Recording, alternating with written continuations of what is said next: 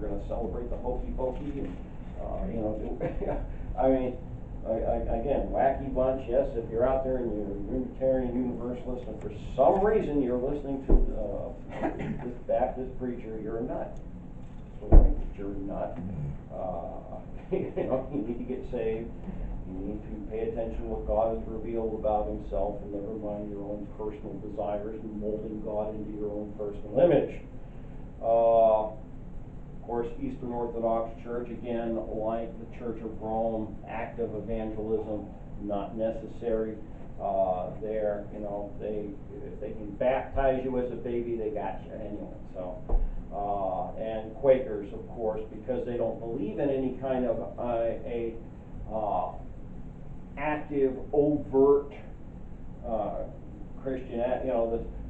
My life is my testimony. My life is my. Really doesn't mean anything, you know. If you're not telling people, if they're not saying, hey, there's something about you, you know, then you're really not accomplishing anything there. So that's that bunch right there.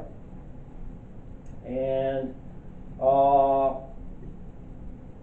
going to do one more on that because I think that we want to look at the Amish, at the Mennonites, and the Moravians.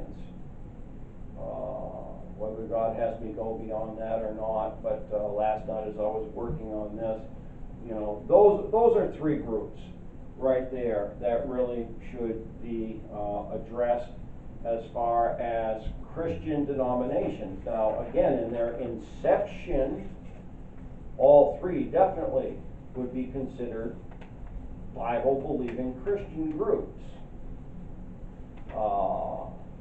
They have evolved, all three of them, into something other than that, though they're still, you know, pretty good on some doctrine.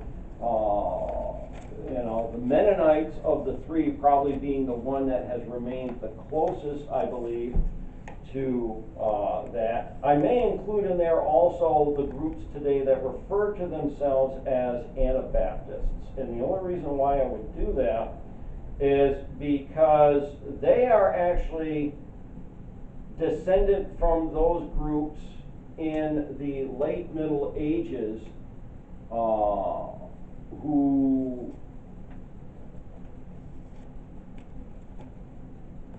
I'm trying to find a good way to, if you study the history of the Anabaptist wars in the Germanic countries in the 14, 15, 1600 time frame going on there, they are not your traditional Baptist, Anabaptist, you know, direct lineage going back to Antioch.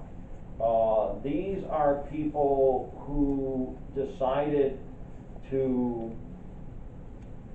go to the extreme of becoming violent, trying to enforce things through literally having wars, which of course the scripture tells us very plainly no. The weapons of our warfare are not carnal but spiritual, the tearing down of strongholds. The weapons of our warfare, the armor of our warfare are spiritual weapons, not carnal weapons.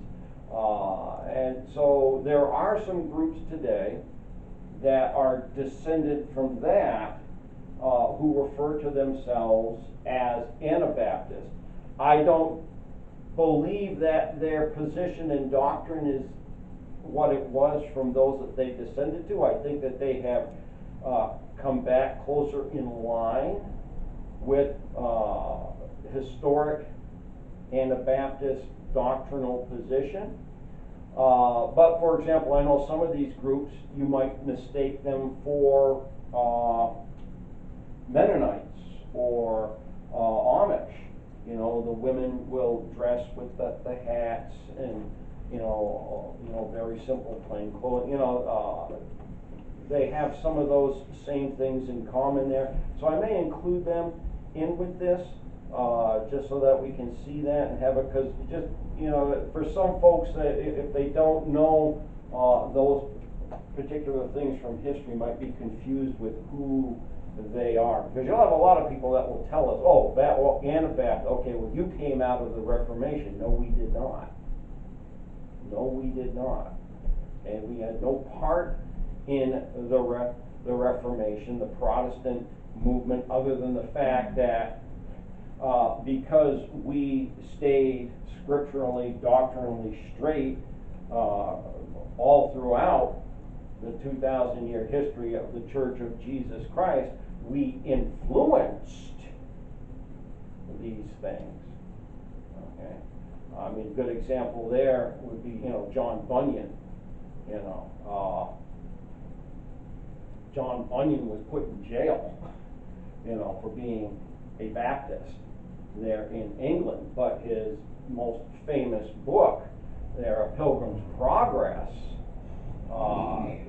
second most popular book ever put into print next to the Authorized Bible, and a huge influence on Protestants in that respect. So we will probably include them in that, Lord willing, next Sunday. Just as a reminder, that just popped into my mind, though, again, not going to be here Wednesday. Kathy and I are going down to Maryland for this week to visit with our daughter, so there will not be a Wednesday evening service, but we will be back, Lord willing, if we're able to make the trip back. We'll be back here for next Sunday.